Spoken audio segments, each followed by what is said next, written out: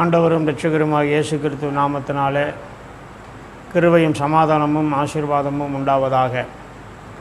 இந்த திருவிருந்து நாளிலே ஆண்டவருடைய சிலுவையின் மரணத்தை நாம் தியானிப்போமாக. வேதத்தில் ஆண்டவருடைய திருவசனத்தில் நாம் பார்க்கும் பொழுது எத்தனையோ சத்தியங்கள் இருக்கிறது. அந்த எல்லா சத்தியங்களும் எல்லா வேத உபதேசங்களும் ஆண்டுடைய வார்த்தைகளும் சிலுவையை சுட்டி காட்டுகிறதாய் இருக்கிறது என்பதை நாம் உணர்ந்து கொள்ள வேண்டும். ஏனென்றால் சிலுவை இல்லை என்றால் சிங்காசனம் இல்லை, பரலோகம் இல்லை. சிலுவை இல்லை என்றால் பாவ மன்னிப்பு இல்லை, ரட்சிப்பு இல்லை. சிலுவை இல்லை என்றால் நமக்கு வாழ்வு இல்லை. நம்முடைய ஆண்டவராக இயேசு சிலுவையிலே நமக்காக பாடுபட்டு தம்முடைய ஜீவனை தந்ததான அந்த அனுபவத்தை என்றுமே நாம் அதிகமாய் தியானிக்க வேண்டும். இந்த நாளிலும் கூட ஆண்டவராக இயேசுவின் சிலுவை மரணத்தின் அந்த அனுபவங்களை என்னாகமம் 19ஆம் அதிகாரத்தில் சொல்லப்பட்டதான சிவப்பு கிடாரி என்கிற அந்த ஒரு பலியினுடைய அனுபவத்தின் மூடாய் நாம் தியானிப்போம். தியானிப்பது மாத்திரமல்ல, ஆண்டவருடைய பாடுகளை, அவருடைய சிலுவை மரணத்தை நாம் தியானிக்கும் பொழுது அதிகமாக அவர் மேல் நமக்கு அன்பு பெருக வேண்டும். அவர் மேல் பக்தியும் பயமும் அதிகமாக நமக்குள்ளே பெருக வேண்டும். அவரை இன்னும் அதிகமாக நாம் நெருங்க வேண்டும். இன்னும் அதிகமாக அன்பு கூர்ந்து அவரை ஆராதிக்க வேண்டும், சேவிக்க வேண்டும்.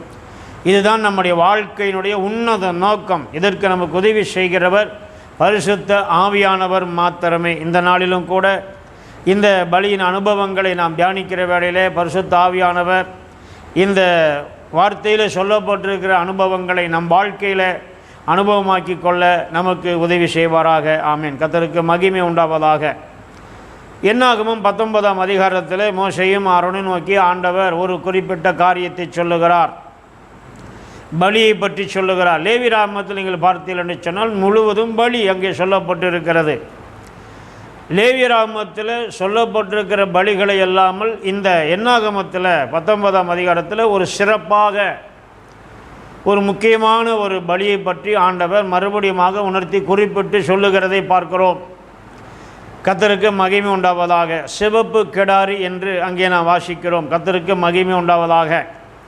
நிறைய அனுபவங்கள் இங்கே சொல்லப்பட்டிருக்கிறது. ஒவ்வொன்றையும் தனித்தனியாக நாம் பார்க்க இல்லாதபடிக்கு அதில் சொல்லப்பட்டிருக்கிற முக்கியமான குறிப்புகளை நாம் எடுத்து இந்த நாளிலே தியானிப்போம். ஆண்டவருடைய சிலுவை மரணத்தின் அனுபவத்தை நாம் உணர்ந்து கொள்வோம்.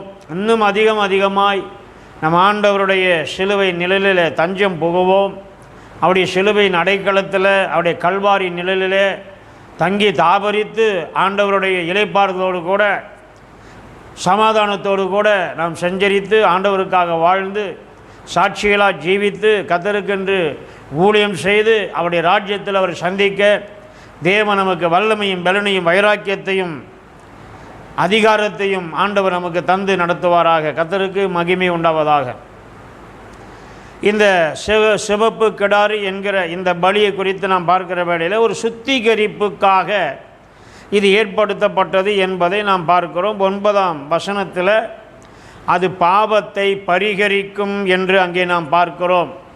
அருமையானவர்களே, நம்முடைய ஆண்டவராக இயேசுவின் சிலுவை மரணம் எதற்காக? நம்முடைய பாவங்களை பரிகரிக்கும்படியாக, நம்முடைய இன்னும் சரியாக சொல்லப்போனால் பாவங்களை அழிக்கும்படியாக, தெரியாமல் நம்முடைய பாவங்களை அழிக்கும்படியாக ஆண்டவராக இயேசுவின் சிலுவை மரணம் இருக்கிறது. இது பாவத்தை பரிகரிக்கும் என்று சிவப்பு கிடாரியை பற்றி சொல்லப்பட்ட அந்த வார்த்தையை முதலாவது நாம் மனதில் வைத்துக்கொண்டு இந்த சத்தியத்துக்குள்ளாய் ஆண்டவருடைய வார்த்தைகளுக்குள்ளாய் நாம் கடந்து செல்வோம். ஆண்டவர் நம்மை வழிநடத்துவாராக. முதலாவது சிவப்பு கிடாரி என்கிற அந்த ஒரு மிருகத்தை பற்றி நாம் பார்க்கிறோம். கர்த்தருக்கு மகிமை உண்டாவதாக. இது முதலாவது சிகப்பாக இருக்க வேண்டும் என்று முக்கியமாக குறிப்பிடுகிறார். எதையாவது ஒரு கருப்போ பழுப்போ வெள்ளை நிறமோ என்று சொல்லி எடுக்காதபடிக்கு சிகப்பு நிறத்தை எடுக்க வேண்டும் என்று ஆண்டவர் இங்கே குறிப்பிடுகிறார். இந்த சிகப்பு என்பது இரத்தத்தின் நிறத்தை குறிப்பிடுகிறது. நம்முடைய ஆண்டவராக இயேசு கிறிஸ்து இந்த உலகத்தில் சிலுவைக்கு போகிறதுக்கு முன்பாக அவருடைய வஸ்திரங்களை உரிந்து கொண்டு சிவப்பான அங்கியை அவருக்கு உடுத்தினார்கள் என்று சொல்லி மத்திய 27-28 வாசிக்கிறோம். இதே மத்திய 27:8 யூதாஸ் ஆண்டவரை விற்று கொண்டு வந்த அந்த பணத்தை ஆலயத்தில் வீசி எறிந்துவிட்டு நாண்டு கொண்டு செத்தான் என்று நாம் பார்க்கிறோம். அப்பொழுது இதை காணிக்கை பெட்டியில் போடலாகாது என்று சொல்லி இது இரத்த கிரயமானபடியினாலே குயவனுடைய நிலத்தை கொள்ள வேண்டும் என்று சொல்லி அக்கல்தமா என்று அந்த நிலத்துக்கு இரத்த நிலம் என்றே பெயரிட்டார்கள். யூதாசுடைய காசு இரத்த காசு, இரத்த நிலத்தை வாங்கும்படியாக இந்த இரத்தத்தின் காசு. இது தனிப்பட்ட ஒரு உபதேசம். அது இன்னும் விரிவாக நாம் பார்க்கும் பொழுது பார்க்கலாம். கர்த்தருக்கு மகிமை உண்டாவதாக. ஆதியாகமத்தில் 2ஆம் அதிகாரத்தில் 19ஆம் வசனத்தில் 5ஆம் அதிகாரம் 2ஆம் வசனத்தில் ஆண்டவர் மனிதனுக்கு பெயரிடுகிறார். ஆதாம் என்று பெயரிடுகிறார். ஆதாம் என்றால் சிகப்பு என்ற அர்த்தம், சிவந்த மனிதன் என்ற அர்த்தம், சிவந்த மண் என்ற அர்த்தம். ஆதாம் என்றால் மண் என்ற அர்த்தம், அதுவும் சிவந்த மண் என்ற அர்த்தம். அங்கே சிவப்பு என்பதை குறிப்பிடுகிறதை பார்க்கிறோம். அதுவே ஒரு அடையாளமான ஒரு பெயராக இருக்கிறது. கர்த்தருக்கு மகிமை உண்டாவதாக. அருமையானவர்களே, ஆண்டவராக இயேசுவின் இரத்தத்தை குறிப்பிடும்படியாக, நம்முடைய பாவத்தை பரிகரிக்கும்படியாய் சிந்தப்பட போகிற கல்வாரியின் இரத்தத்தை முன்கூட்டியே குறிக்கும்படியாக ஆண்டவர் அங்கே ஆரம்ப காலத்திலிருந்தே உணர்த்தி கொண்டு வருகிற ஒரு காரியம். அதிலே ஒன்றுதான் இந்த சிகப்பு கடாரி. இந்த சிகப்பு கிடாரி என்று சொல்லுகிற பொழுது அது சிகப்பாக இருக்க வேண்டும். இரண்டாவதாக அது ஒரு பெண்ணாக இருக்க வேண்டும். கிடாரி என்பது ஒரு பெண் மிருகம், சிகப்பு பசு என்று சொல்லலாம். அதைத்தான் அங்கே பலியாய் கொண்டு வர வேண்டும் என்று குறிப்பிடுகிறார். நம்முடைய ஆண்டவர் ஒரு ஆணாய் பிறந்தார் என்பதை நாம் எல்லாரும் அறிந்திருக்கிறோம். ஆனால் அவர் அதுக்கும் மேற்பட்டவர். ஆண்டவர் நமக்கு தகப்பனாய் மாத்திரமல்ல, தாயுமாய் இருக்கிறார். வெளிப்படுத்தல் 1:13 யோவானுக்கு தரிசனம் கொடுக்கிற வேளையில் ஆண்டவர் எலோஹீம் என்கிற அந்த சர்வ வல்லமையுள்ள தேவன் என்பது அது பெண்பாலிலே குறிப்பிடப்படுகிறது. அது ஒரு உள்ளடக்கத்தை குறிப்பிடுகிற ஒரு காரியமாக இருக்கிறது. நம்முடைய ஆண்டவர் எல்லாவற்றையும் உள்ளடக்கினவர், அவர் தாயுமானவர். கர்த்தருக்கு ஸ்தோத்திரம். உலகத்திலே பொதுவாக பக்தியின் காரியத்தில் பார்க்கும் பொழுது கடவுளை பெண்ணுருவமாக சித்தரிப்பது உண்டு. இதன் அடிப்படையில் தான் ரோமன் கத்தோலிக்கர்கள் கூட ஆண்டவர் இயேசுவின் தாய் என்பதை விட தேவமாதா என்று சொல்லும்படியாக அவர்கள் அந்த பெண் வணக்கத்தை அங்கே ஏற்படுத்தும்படியாக அவர்கள் கிரியை செய்தார்கள் என்பதை நாம் பார்க்கிறோம். ஆனால் நம்முடைய ஆண்டவரே தாயுமானவராக இருக்கிறார், தாயுக்கும் மேலாக இருக்கிறார், தகப்பனாக இருக்கிறார், அரவணைக்கிறவராக இருக்கிறார், சுமக்கிறவராக இருக்கிறார், தாங்குகிறவராக இருக்கிறார், அன்பு பாராட்டுகிறவராக இருக்கிறார். அதுவே இந்த கிடாரி என்கிற வார்த்தையில் நம்முடைய ஆண்டவருடைய அன்பின் அனுபவத்தை குறிப்பிடுகிறது. ஆண்டவர் நம்மை இந்த உலகத்தில் ரட்சிக்க வெறுப்போடு வரவில்லை, செழிப்போடு வரவில்லை, அன்போடு வந்தார். நாம் அவரை புறக்கணித்தோம், நாம் அவரை வேண்டாம் என்று சொன்னோம். ஆனாலும் அவர் கடைசி வரைக்கும் அன்பு கூர்ந்தார் என்று தெள்ள தெளிவாக ஆண்டோடைய வார்த்தை சொல்லுகிறது. அதனால தான் உலகத்தில் ஒரு தாய் என்பவள் வெறுக்கவே மாட்டாள். என்னதான் தீமையான காரியமாக இருந்தாலும் பிள்ளையை அன்பு செய்கிறவளுக்குத்தான் தாய் என்று பெயர். அந்த பெயரை என் ஆண்டவருக்கு நிச்சயமாகவே முழு பொருத்தமாக சொல்லலாம். அவர்தான் சிகப்பு கிடாரியாக உனக்காக எனக்காக சிலுவையில் மரிக்கும்படியாய் உன்னையும் என்னையும் தேடி வந்தவர். அவரை மகிமைப்படுத்துவோமாக. கர்த்தருக்கு மகிமை உண்டாவதாக. அடுத்தபடியாக நாம் பார்க்கும் பொழுது இந்த சிகப்பு கிடாரி என்பது பழுதில்லாததாகவும் எந்த விதமான ஊனம் இல்லாததாகவும் இருக்க வேண்டும். பழுதும் இருக்கக்கூடாது, ஊனம் இருக்கக்கூடாது. அதுவும் விளக்கத்துக்குரிய காரியம். விஷயத்தை மாத்திரம் சொல்லுகிறேன். எந்த பழுதும் எந்த ஊனமும் இல்லாத ஒரு மிருகமாக இருக்க வேண்டும். என் ஆண்டவராக இயேசு அவர் எந்த பழுதும் எந்த ஊனமும் எந்த குறையும் இல்லாதவர், குறையில்லாதவர் ஒருவர் இயேசு ஆண்டவர் மாத்திரமே. அழகானவர், அருமையானவர், இனிமையானவர் இயேசு ஒருவர் மாத்திரமே. உலகத்தில் உள்ள எல்லாரும் குறைவுள்ளவர்கள், ஒவ்வொரு மனிதனும் குறைவுள்ளவர்கள். எப்பேற்பட்ட பரிசுத்தவானாக இருந்தாலும் குறைவுள்ளவர்கள். குறைவற்றவர், பழுதற்றவர் என் ஆண்டவர் இயேசு ஒருவர் மாத்திரமே. அந்த பழுதற்ற ஆண்டவர் இயேசு உனக்காக எனக்காக சிலுவையிலே பாடுபட்டார் என்பதை அநேக வேத வசனங்கள் நமக்கு குறிப்பிடுகிறது. எபிரேயர் 9:14 பழுதற்ற பலியாக தம்மையே ஆண்டவர் நமக்காக பலியாக்கினார் என்று குறிப்பிடுகிறார். பழுதற்ற பலியான ஆண்டவர் இயேசு. அது மாத்திரமல்ல, இன்னொரு குறிப்பை நாம் இங்கே பார்க்கிறோம். அது நுகத்துக்கு உட்படாத ஒரு கிடாரியாக இருக்க வேண்டும். நுகத்தடி பற்றிருக்கவே கூடாது. இது நாம் என்ன அணிந்து கொள்கிறோம் என்றால், அது பசுவாக இருந்தாலும் கூட ஒரு சில காலம் அது ஒரு அனுபவத்தை அடைகிற வரை அது நுகத்தில் பூட்டப்பட்டு பயன்படுத்தப்பட்டிருக்கிறது என்பதை நாம் புரிந்து கொள்ளுகிறோம். அப்படிப்பட்ட காலகட்டத்தில் இந்த செவ்வு கிடாரியை தெரிந்து கொள்ளுகிற பொழுது அது நுகத்துக்கு உட்படாததாக இருக்க வேண்டும் என்று அங்கே ஒரு நிபந்தனை ஆண்டவர் விதிக்கிறார். நம்முடைய ஆண்டவராகிய இயேசு கிறிஸ்துவும் எந்த விதமான நுகத்துக்கும் உட்பட்டவர் அல்ல. நுகம் என்பது அடிமைத்தனத்தை குறிப்பிடுகிறது. அடிமைத்தனம் என்றால் என்ன? ஒருவன் கட்டளையிட்டால் அதை செய்து ஆக வேண்டும். கீழ்ப்படுதல் என்பதை விட அடிமைத்தனம் என்று சொல்லலாம். ஆனால் ஆண்டவராகிய இயேசு இந்த உலகத்தில் அடிமையின் கோலம் எடுத்தார் என்று நாம் பார்க்கிறோம். ஆனால் அந்த அடிமையின் கோலம் என்பது அவர் தன்னை மனம் உவந்து தானாகவே தம்மை ஒப்பு கொடுத்து வந்தார். யார் என் காரியமாய் போவார் என்று ஒரு சத்தம் உண்டான பொழுது, இதோ நான் போகிறேன் என்று என் ஆண்டவர் இயேசு வார்த்தையானவர், குமாரனானவர் இந்த உலகத்தில் அவர் உன்னையும் என்னையும் தேடி ஓடோடி வந்தார். அவர் எந்த கட்டாயத்தினாலும் வரவில்லை, எந்த வற்புறுத்தினாலும் வரவில்லை, எந்த நிபந்தனையினாலும் வரவில்லை. மனப்பூர்வமாய் வந்தார், சுதந்திரமாய் வந்தார். அவரே தன்னை கையெழுத்து இந்த உலகத்தில் நம்மை தேடி வந்தார். இதை குறித்து அருமையாக ஆண்டவரே சொன்ன ஒரு வசனம் மத்தேயு 10 யோவான் சுவிசேஷம் 10ஆம் அதிகாரம் 17 மற்றும் 18ஆம் வசனங்களில் ஆண்டவர் சொல்லுகிறார், நான் திரும்ப அடைந்து கொள்ளும்படியாய் என் ஜீவனை கொடுக்கிறபடியினாலே பிதா என் மேல் பிரியமாயிருக்கிறார். ஜீவனை கொடுக்கவும் எனக்கு அதிகாரம் உண்டு, அதை திரும்ப எடுத்து கொள்ளவும் எனக்கு அதிகாரம் உண்டு என்று ஆண்டவர் சொல்லுகிறார். அருமையானவர்களே, ஆண்டவருடைய சிலுவை மரணம் என்பது வலுக்கட்டாயமாய் பிடித்தெழுத்து கொண்டு போய் அறைந்து கொன்ற ஒரு சம்பவம் அல்ல.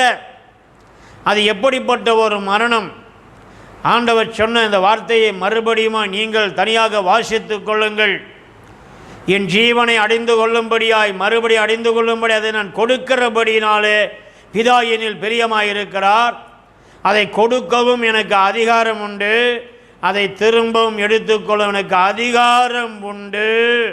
அப்படிப்பட்ட ஒரு அதிகாரம் உள்ள, நுகத்துக்குட்படாத, அடிமைத்தனத்துக்குட்படாத உண்மையான ஒரு சிவப்பு கிடாரியாக என் ஆண்டவர் இயேசுவை வேதம் நமக்கு குறிப்பிட்டு காட்டுகிறது.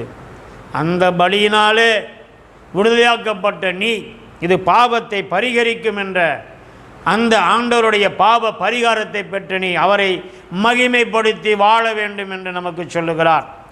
அடுத்த குறிப்பாக நாம் பார்க்கிற பொழுது 3ஆம் வசனத்திலையும் மறுபடியும் 6ஆம் வசனத்திலையும் சற்று அடுத்தடுத்து சொல்லப்படாவிட்டாலும் இதை ஒரே குறிப்பாக சொல்ல வேண்டும் என்பதற்காக இதை குறிப்பிடுகிறேன். இந்த கெடாரியை ஆசாரியனிடத்திலே கொண்டு வர வேண்டும். அதிலும் எலையாசார் என்கிற அந்த ஆசாரியனிடத்தில் சரியாக சொல்லும் பொழுது அந்த பிரதான ஆசாரியனுடைய பட்டத்துக்கு வரும்படியாக இருக்கிற அந்த எலையாசார் அந்த கர்த்தருக்கு மகிமை உண்டாவதாக பிரதான ஆசாரியனாகவே இருக்கிறார் என்றும் நாம் சொல்லலாம். இந்த ஆசாரியனிடத்தில் இந்த கிடாரியை, சிவப்பு கிடாரியை கொண்டு வர வேண்டும். ஆசாரியன் தான் அதை பரிசோதித்து ஆமோதிக்க வேண்டும். அனுமதிக்க வேண்டும். கர்த்தருக்கு மகிமை உண்டாவதாக. இந்த சிவப்பு கிடாரி பழுதற்றதாக இருக்கிறது, ஊனமில்லாமல் இருக்கிறது, சிவப்பாக இருக்கிறது, கிடாரியாக இருக்கிறது. சரி, அதை ஆசாரியன் அனுமதிக்கிறார், அதை பரிசித்து அதை ஆமோதிக்கிறார். அந்த ஆசாரியன் 3 காரியங்களை கொண்டு வர வேண்டும். அந்த 3 காரியங்களை இந்த சிவப்பு கிடாரியோடு சேர்க்க வேண்டும் என்று சொல்லப்பட்டிருக்கிறது. பிரதான ஆசாரியன் என்று சொல்லுகிற வேளையில் கர்த்தருக்கு மகிமை உண்டாவதாக, மனுஷனாய் இருந்தவர்கள் பிரதான ஆசாரியர் இருந்திருக்கிறார்கள். நம்முடைய ஆண்டவராகிய இயேசுவே பிரதான ஆசாரியன் என்று சொல்லப்படுகிறார். அது மாத்திரமல்ல, பரிசுத்த ஆவியானவர் பிரதான ஆசாரியனாய் அவரும் செயல்படுகிறார் என்பதை அநேக வேத வசனங்களிலே நாம் பார்க்கிறோம். ஏற்கனவே நான் அநேக தரம் சொல்லியிருக்கிறேன். இப்படிப்பட்ட இந்த ஆசாரியன் கேதுரு கட்டையை கொண்டு வர வேண்டும், ஈசோப்பை கொண்டு வர வேண்டும். அது மாத்திரமல்ல, சிகப்பு நூலை கொண்டு வர வேண்டும் என்பதை நாம் அங்கே பார்க்கிறோம். கர்த்தருக்கு ஸ்தோத்திரம். கேதுரு கட்டை, ஈசோப்பு, சிகப்பு நூல், இந்த 3ம் எதை குறிப்பிடுகிறது? கேதுரு கட்டை என்பது கர்த்தருக்கு மகிமை உண்டாவதாக, ஆண்டவராகிய இயேசுவினுடைய சிலுவை மரத்தை குறிப்பிடுகிறது. ஆண்டவராகிய இயேசு கிறிஸ்துவினுடைய சிலுவை மரத்தை குறிப்பிடுகிறது. பாரமான சிலுவையை ஆண்டவர் சுமந்தார். ஈசோப்பு என்பது நம்முடைய ஆண்டவராகிய இயேசுவின் வாழ்க்கையை குறிப்பிடுகிறது. ஈசோப்பு என்பது கசப்பான கீரை. நம்முடைய ஆண்டவராகிய இயேசுவின் வாழ்க்கை இந்த உலகத்தில் இனிப்பாய் இல்லை என்பதை நாம் புரிந்து கொள்ள வேண்டும். தேவ பிள்ளைகளே, அவரை ஏற்றுக்கொள்ளவில்லை, புறக்கணித்தார்கள், அவரை உதாசீனம் பண்ணினார்கள், அவமரியாதையாய் பேசினார்கள், அவரை அசட்டை பண்ணினார்கள், புறக்கணித்தார்கள். இதெல்லாம் ஆண்டுடைய வாழ்க்கையில் இருந்தது. எவ்வளவு நன்மை செய்தார், எவ்வளவு அற்புதங்களை செய்தார், எவ்வளவு வியாதிகளை சுகமாக்கினார். ஆனால் இந்த உலகம் அவரை வரவேற்கவில்லையே. இந்த உலகம் அவளை சிலுவையில் தானே அறைந்தது. நம்முடைய ஆண்டவராக இயேசுவினுடைய வாழ்க்கை ஈசோப்பாய் இருக்கிறது. அது ஒரு பாடுகளை குறிப்பிடுகிற கசப்பு என்றால் 2 விதமான கசப்புகள் இருக்கிறது. வெறுத்து போன ஒரு வாழ்க்கையின் கசப்பு. ஆனால் என் ஆண்டவருடைய வாழ்க்கை வெறுத்து போன வாழ்க்கையினுடைய கசப்பு அல்ல, பாடுகளை குறிப்பிடுகிற அனுபவமாக இருக்கிறது. அதை ஏற்றுக்கொண்ட என் ஆண்டவர் இயேசு. 3வதாக சிவப்பு நூல். கர்த்தருக்கு மகிமை. இயேசு ஆண்டவருடைய இரத்தத்தை குறிப்பிடுகிறது. இரத்தம் சிந்தப்படாவிட்டால் பாவம் மன்னிப்பு இல்லை. ஆகவே ஆண்டவருடைய இரத்தம் சிந்தப்பட வேண்டும் என்பதை நிழலாட்டமாய் காட்டும்படியாக இந்த சிவப்பு நூல் கொண்டு வரப்படுகிறது. அருமையால் இன்றைக்கு கூட நீங்கள் பார்த்தால் அநேகர் கைகளில் கயிறெல்லாம் கட்டியிருப்பாங்க.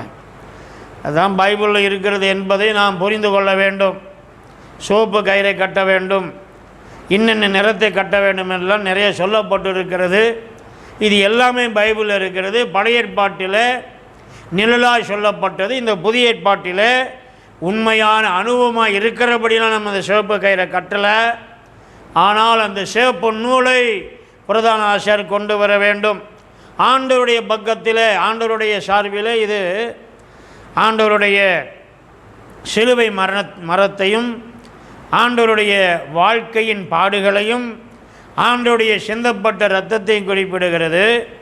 நம்முடைய அனுபவத்தில் அந்த சிலுவை என்பது உன்னுடைய என்னுடைய பாவ சிலுவை, பார சிலுவை. அந்த ஈசோப்பு என்பது கசந்து போன உன் வாழ்க்கை. நீங்கள் எத்தனை பேர் சந்தோஷமாக இருக்கிறாங்க? ஆண்டவரை நம்புகிற நம்பிக்கை நிமித்தமாக நாம் கர்த்தருக்குள் சந்தோஷமாக இருக்கிறோமே ஒழிய இந்த உலக வாழ்க்கை சந்தோஷமாக இல்லையே. இந்த உலக வாழ்க்கை துன்பமாக இருக்கிறது, கசந்து போய் இருக்கிறது. அதுதான் இந்த ஈசோப்பு. 3வது சிவப்பு நூல், பாவத்தின் அடையாளம். உங்கள் பாவங்கள் சிவேர் என்று இருக்கிறது என்று ஏசாயாவில் குறிப்பிடுகிறார். இவைகளெல்லாம் பிராயசித்தம் பண்ணப்படுகிறது, ஒன்றை ஒன்று சரிகட்டுகிறது.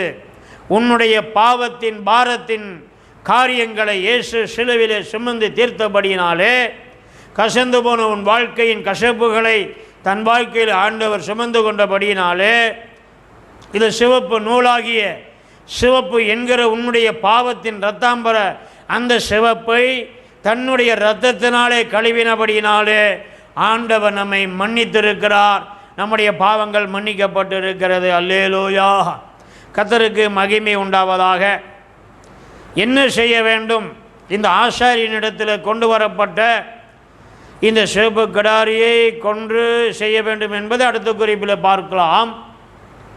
இங்கே இந்த சொல்லப்பட்ட இந்த கேதுரு கட்டை, ஈசோப்பு மற்றும் இந்த சிவப்பு நூலை அந்த அக்கினியிலே போட வேண்டும் என்பதை இங்கே குறிப்பிடுகிறதை பார்க்கிறோம். அருமையானவர்களே, அந்த அக்கினியிலே போட வேண்டும். அக்கினி என்பது 2 விதமான அக்கினி இருக்கிறது. ஆண்டவராகி இயேசு என் தெய்வம் ஆண்டவர் லூக்கா சுவிசேஷத்தில் சொல்லும் பொழுது அங்கே பரிசுத்த ஆவியின் அக்கினியை பற்றி பேசுகிறார். அந்த அக்கினியை ஆண்டவர் இந்த உலகத்தில் ஊற்றும்படியாய் வந்தேன் என்று சொல்லுகிறார். இன்னொரு அக்கினி இருக்கிறது, அதான் நரக அக்கினி, அக்கினி கடல், பாவத்தினுடைய அக்கினி, பாவத்தினுடைய சம்பளமாகிய அக்கினி கடல், மரணம். கர்த்தருக்கு ஸ்தோத்திரம். அருமையான, இன்றைக்கு மனிதன் இந்த பரிசுத்த ஆவியின் அக்கினியிடத்தில் வரவில்லை.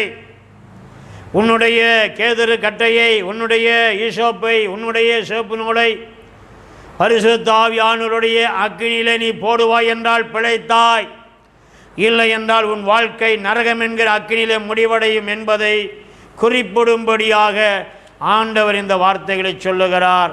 நாம் எல்லாரும் ஆண்டவரை நம்பி விசுவாசித்தவரை பின்பற்றி வந்திருக்கிறோம். நம்முடைய கேதுரு கட்டையை, நம்முடைய ஈசோப்பு என்னும் கசந்து போன வாழ்க்கையை, நம்முடைய சேப்பு நுழைங்கிற பாவத்தை இந்த அக்கினிலே போட்டு நாம் எரித்து விட்டு இருக்கிறபடியினாலே இன்று உன்னை என்னையும் ஆண்டவர் பரிசுத்தவங்கள் ஆக்கியிருக்கிறார். அவரை நாம் மகிமைப்படுத்துவோமாக. இன்னொரு முக்கியமான காரியம், 2வது வசனத்தில் இந்த சிவப்பு கிடாரியை பாளையத்துக்கு புறம்பே கொண்டு போக வேண்டும். ஆசரிப்பு கூடம் பாளையத்துக்கு நடுவில் இருக்கிறது. மற்ற எல்லா பலிகளும் பாளையத்துக்கு உள்ளே செலுத்தப்பட வேண்டும். ஆனால் இந்த சிவப்பு கிடாரி என்பதை பாளையத்துக்குள்ளே இருக்கிற ஆலயத்தில் இருக்கிற பலிபீடத்தில் அதை செலுத்தக்கூடாது. பாளையத்துக்கு புறம்பே, பாளையத்துக்கு வெளியிலே கொண்டு போய் அதை பலியிட வேண்டும். அருமையானவர்களே, எபிரேயர் 13ஆம் அதிகாரம் 11, 12 வசனங்களிலே ஆண்டவராகி இயேசு கிறிஸ்து நம்முடைய பாவத்திற்காக பாளையத்துக்கு புறம்பே பாடுபட்டார். கொல்கதா கல்வாரி மலையில் கபாலஸ்தலம் என்கிற இடத்துல ஆண்டவராகி இயேசு நமக்காக பலியாக்கப்பட்டார். அந்த எருசலேமுக்கு புறம்பாக, எருசலேமில் இருக்கிற ஆலயம், ஆலயத்தில் இருக்கிற எருசலேம், இதற்கு பாளையத்துக்கு வெளியே புறம்பே சுட்டரிக்கப்படுகிற ஒரு இடத்துல கபாலஸ்தலம். அந்த இடத்துல கபாலஸ்தலம் என்கிற பெயர் வந்ததுக்கு காரணம் என்னவென்றால், கர்த்தருக்கு ஸ்தோத்திரம், எங்கு பார்த்தாலும் மண்டை ஓடுகளாயிருக்கும். ஏனென்றால் அது மரண இடம், அது மரணத்தின் தண்டனையை நிறைவேற்றுகிற ஒரு இடம். என் ஆண்டவர் இயேசு பாளையத்துக்கு புறம்பே பாடுபட்டார். எருசலேமுக்கு புறம்பே அவர் பாடுபட்டார் என்பது மாத்திரம் அல்ல, பரலோகம் என்கிற பாளையத்தை விட்டு இந்த உலகம் என்கிற கபால ஸ்தலத்துக்கு, இந்த உலகம் என்கிற இந்த மண்டை ஓட்டு ஸ்தலத்துக்கு ஆண்டவர் நம்மை தேடி வந்தார். எதற்காக? பாளையத்துக்கு புறம்பே வந்ததான ஆண்டவர் நமக்காக பலியானது எதற்காக? நீயும் நானும் அவர் வந்த அந்த பாளையத்துக்கு, அவர் வந்த அந்த பரிசுத்த ஸ்தலத்துக்கு, அவர் புறப்பட்டு வந்த அந்த பரலோகத்திற்கு நானும் நீயும் போய் சேரும்படியாக பரலோகத்தை விட்டு இந்த உலகத்தில் ஆண்டவர் பாளையத்துக்கு புறம்பே நம்மை தேடி வந்தார். ஆனபடினாலே நீ பரலோகம் போக வேண்டுமென்றால், பாளையத்துக்கு உள்ளே போக வேண்டுமென்றால், முதலே இங்கே சொல்லப்பட்டபடி பாளையத்துக்கு புறம்பே அவர் பலியிடப்பட்ட கபால ஸ்தலத்துக்கு வர வேண்டும். அங்கேதான் ரட்சிப்பு, அங்கேதான் பாவ மன்னிப்பு, அங்கேதான் பரலோக சந்தோஷம், அங்கேதான் விடுதலை, அங்கேதான் அபிஷேகம், அங்கேதான் ஆண்டுடைய வல்லமை. இன்னும் சொல்லிக்கொண்டே போகலாம். பாளையத்துக்கு புறம்பே ஆண்டோடத்தில் நீ வந்தால்தான் பாளையம் என்கிற பரலோகத்திற்கு நீ செல்ல முடியும் என்பதை நமக்கு ஒரு நாளில் உணர்த்தபடினாலே அவரிடத்தில் ஓடோடி வந்திருக்கிறோம். அவரை மகிமைப்படுத்தி வாழ நம்மை ஒப்படைப்போமாக. கர்த்தருக்கு மகிமை உண்டாவதாக. அடுத்து குறிப்பாக 3, 4 வசனத்தை நாம் பார்க்கிற வேளையில், அந்த சிவப்பு கிடாரியை ஆசாரியனுக்கு முன்பாக கொல்ல வேண்டும். அதனுடைய இரத்தத்தை எடுத்து ஆசாரியன் அந்த தேவனுடைய வாசஸ்தலத்துக்கு நேராக இருக்கிறது, பாளையத்துக்கு புறம்பே, பாளையத்துக்கு உள்ளே வாசஸ்தலம் இருக்கிறது, அந்த திசை பக்கமாக திரும்பி அடையாளமாக அந்த இரத்தத்தை எடுத்து தன் கைகளில் பாளையத்தை புறம்பே இருந்து ஆசரிப்பு கூடத்துக்கு நேராக தெளிக்க வேண்டும். 7 தடவை அதை தெளிக்க வேண்டும் என்று சொல்லப்பட்டிருக்கிறது. சுருக்கமாக இந்த வார்த்தைகள் எல்லாம் சொல்லி முடிக்க வாய்ப்பில்லை. முடிந்த வரைக்கும் சுருக்கமாக நான் சொல்லி கொண்டிருக்கிறேன். அருமையானவர்களே, இந்த பிரதான ஆசாரியனாகிய பரிசுத்த ஆவியானவர் ஆண்டவராக இயேசுவின் இரத்தத்தை எடுத்து இந்த பாளையத்துக்கு புறம்பே பலியிடப்பட்ட அந்த இடத்திலிருந்து பரலோக வாசலுக்கு நேராய் 7 தரம் தெளிக்கிறார். 7 தரம் தெளிக்கிறார். ஆனபடினால்தான் எபிரேயர் 10ஆம் அதிகாரத்தில் 19 முதல் 22 வரை நீங்கள் முழுவதும் வாசித்து கொள்ளுங்கள். விசுவாசத்தின் பூரண நிச்சயத்தோடு சேரக்கடவோம், தைரியமாய் சேரக்கடவோம் என்று குறிப்பிடுகிறார். ஆம் அருமையானவர்களே, உனக்கும் எனக்கும் ஆண்டவர் கொடுத்த இந்த அழைப்பு என்பது, பரலோக சுதந்திரம் என்பது விசுவாசத்தினுடைய பூரண நிச்சயமாக இருக்குது. அதான் 7 என்பது சம்பூர்ணத்தினுடைய ஒரு அடையாளமாக இருக்கிறது. எந்த சந்தேகமும் எந்த தடையும் எந்த மறுப்பும் இல்லாதபடிக்கு விசுவாசத்தினுடைய பூரணமான நிச்சயத்தோடு கூட ஆண்டவரோடு சேர வேண்டும், சேர முடியும், தைரியமாய் சேர முடியும். அப்படிப்பட்ட ஒரு தைரியத்தை ஆண்டவருடைய சிலுவை மரணம் நமக்கு கொடுக்கிறது என்பதை இந்த சிவப்பு கிடாரியின் அனுபவத்தின் மூலமாய் ஆண்டவர் நமக்கு புலப்படுத்துகிறார். அவரை நெருங்குவோம், மகிமைப்படுத்துவோமாக. அடுத்த குறிப்பாக நாம் பார்க்கிற பொழுது, இந்த ஆசாரியனுக்கு முன்பாக இந்த சிவப்பு கிடாரியானது சுட்டெரிக்கப்பட வேண்டும். கர்த்தருக்கு மகிமை உண்டாவதாக. அருமையானவர்களே, பரிசுத்த ஆவியானவருடைய கிரியைகளை இங்கே நாம் மிக முக்கியமாய் பார்க்கிறோம். ஏற்கனவே நான் அந்த சுட்டெரிக்க வேண்டும் என்கிற ஈசோப்பு, கேதுருக்கட்டை, சிவப்பு நூல் என்கிற அனுபவத்தில் நான் சொன்ன அந்த வார்த்தையை இங்கே முழுவதுமாக நாம் சொல்லி நாம் அதை அனுபவிக்க வேண்டும். லூக்கா 12:49-50 ஆண்டவர் சொன்னபடி பரிசுத்த ஆவியின் அக்கினி அது எனக்கு ஞான ஸ்நானம் என்று சொல்லுகிறார். முழுக வேண்டிய ஞான ஸ்நானம். ஆண்டவரை பற்றி யோவான் ஸ்நானகன் சொல்லும் பொழுது அவர் பரிசுத்த ஆவியினாலும் அக்கினியினாலும் ஞானஸ்நானம் கொடுப்பார். அதான் பரிசுத்த ஆவியானவருடைய வல்லமை. அந்த அக்கினி பரிசுத்த ஆவியானவர் அந்த பிரதான ஆசாரியனுக்கு முன்பாக இந்த சிவப்பு கிடாரியானது சுட்டெரிக்கப்பட வேண்டும். அந்த சொல்லப்பட்ட 3 பொருட்களும் அங்கே சுட்டெரிக்கப்பட வேண்டும். கர்த்தருக்கு மகிமை உண்டாவதாக. பரிசுத்த ஆவியானவருடைய அபிஷேகத்தின் அனுபவத்தை இங்கே குறிப்பிடுகிறது. கர்த்தருக்கு மகிமை உண்டாவதாக. அது முடியும் அளவும் எவ்வளவோ நெருக்கப்படுகிறேன் என்று ஆண்டவர் குறிப்பிடுகிறார். அருமையானவர்களே, பரிசுத்த ஆவியின் வல்லமை, ஆவியின் அபிஷேகம், பரிசுத்த ஆவியானுடைய வல்லமை, வரங்கள், கிருபைகள், தாளந்துகள் நம்முடைய வாழ்க்கையில் எரிந்து பிரகாசிக்க, எழும்பி பிரகாசிக்க, வல்லமையாய் பிரகாசிக்க நம்மை ஆயத்தப்படுத்துகிறது. அந்த அக்கினிக்கு நாம் ஒப்பு கொடுக்க வேண்டும் என்று இந்த சிவப்பு கடாரியின் அனுபவத்தின் மூலமாக நாம் பார்க்கிறோம். பரிசுத்த ஆவியானவருடைய வல்லமைக்கு உங்களை ஒப்புக் கொடுத்து தேவனை மகிமைப்படுத்துங்கள். கர்த்தருக்கு மகிமை உண்டாவதா. அடுத்தபடியாக நாம் பார்க்கும் பொழுது இந்த அக்கினியில் சிவப்பு கிடாரியினுடைய தோல், அதனுடைய மாமிசம், அதனுடைய இரத்தம், அந்த தெளிக்கப்பட்ட இரத்தத்தை தவிர மீதமுள்ள இரத்தம் எல்லாம் இங்கே இந்த அக்கினியிலே சுட்டரிக்கப்பட வேண்டும். அந்த பலிபீடத்தில் அடியில் ஊற்றப்பட வேண்டும் என்று சொல்லப்பட்டிருக்கிறது. அதை நீங்கள் கவனித்து பாருங்கள். இல்லை என்றால் அது மண்ணிலே ஊற்றப்பட வேண்டும் என்று சொல்லப்பட்டிருக்கிறது. இங்கே இது அக்கினியில் சுட்டரிக்கப்பட வேண்டும். அதன் தோலும் மாம்சமும் அதன் இரத்தமும், அடுத்தபடியாக அதனுடைய சாணியும். அருமையானே, முழுக்க முழுக்க முழுக்க ஆண்டவர் சிவப்பு கடையறையாக இருந்தாலும் இந்த அனுபவங்கள் நம்முடைய வாழ்க்கையை குறிப்பிடுகிறது, நம்முடைய மனுஷீகத்தை குறிப்பிடுகிறது. தோல் என்பது வித்தியாசத்தைப்படுத்துகிற காரியங்கள்.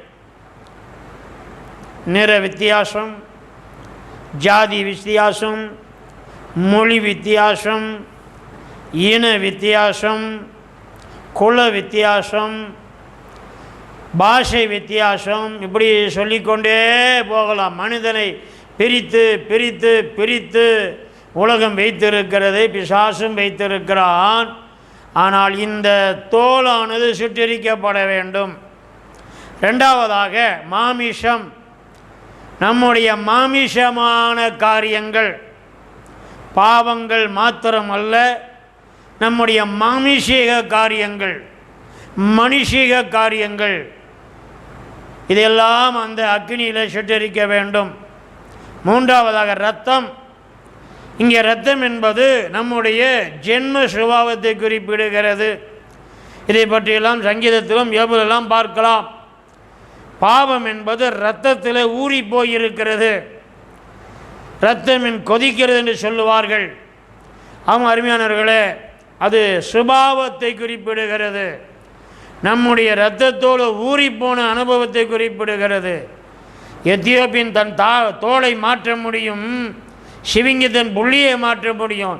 இந்த ஜனங்க மாற மாட்டாங்க, இவனுடைய சுபாவம் மாறாது என்று ஆண்டவர் சொல்லக்கூடிய அளவுக்கு மனிதனுடைய ஜென்ம சுபாவங்கள், ஜென்ம காரியங்கள் அந்த இரத்தத்தில் ஊறி போயிருக்கிறது. அதெல்லாம் அக்னியில் சுட்டரிக்கப்பட்டு மாற்றப்பட வேண்டும். மாறுமா? மாறும்படியாக ஒப்பு கொடுப்போமா? அடுத்தபடியாக சாணியும் இங்கே சுட்டரிக்கப்பட வேண்டும். சாணி என்பது அருவருப்பான ஒரு காரியம், அது புறக்கணிக்கப்பட ஒரு காரியம், அது ஒரு நாற்றத்துக்குரிய ஒரு காரியம். மாட்டு சாணியாவது பரவாயில்ல, மற்றதெல்லாம் நான் சொல்ல தேவையில்லை. அதையும் சுட்டரிக்க வேண்டும் என்று ஆண்டவருடைய வார்த்தை இங்கே சொல்லுகிறது. உன்னுடைய சாணி என்பது உன் வாழ்க்கையினுடைய மோசமான பகுதி, உன் வாழ்க்கையினுடைய அருவருப்பான பகுதி, உன் வாழ்க்கையினுடைய அவலட்சணமான பகுதி, உன் வாழ்க்கையினுடைய கீழ்த்தரமான பகுதி. இதெல்லாம் அந்த நெருப்பில் சுட்டரிக்கப்பட வேண்டும்.